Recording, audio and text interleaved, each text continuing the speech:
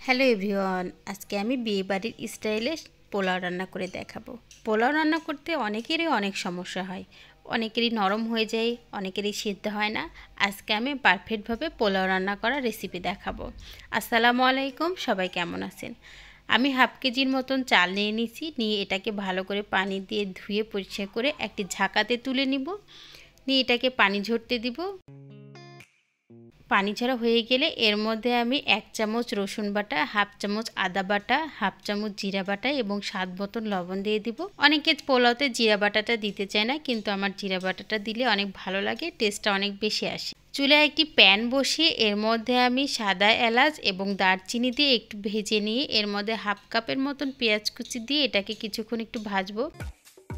একটু লাল লাল হয়ে আসলে এর মধ্যে আমি ধুয়ে রাখা পোলাও চালগুলোকে দিয়ে দিব। দিয়ে এটাকে কিছুক্ষণ আবার ভাজবো।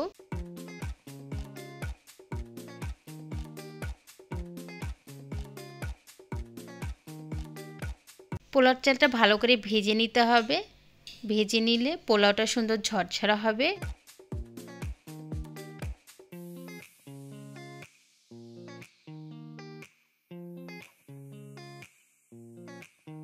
যতক্ষণ পর্যন্ত কড়াইয়ের সঙ্গে ঝনঝন শব্দ না হবে ততক্ষণ পর্যন্ত পোলাওটা ভাজতে থাকবে, তাহলে পোলাওটা সুন্দর ঝরঝরা হবে। এখন আমি টকবকে ফুটন্ত গরম পানি এর মধ্যে দিয়ে দিলাম। যেহেতু আমি হাফ কেজি চাল নিয়ে নিয়েছি, এর জন্য আমি 1 কেজির মতো পানি দিয়ে দিব।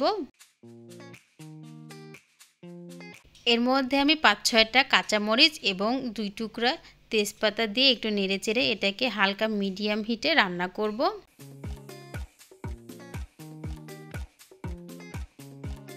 5 থেকে 6 মিনিটের মতন আমি এটাকে রান্না করব।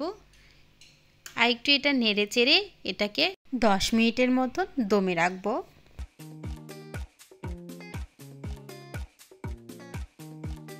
একদম লো হিটে এটাকে দমে রাখতে হবে।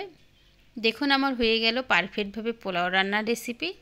এখন আমি এটা পেঁয়াজ বেরেস্তা এর মধ্যে দিয়ে দিব।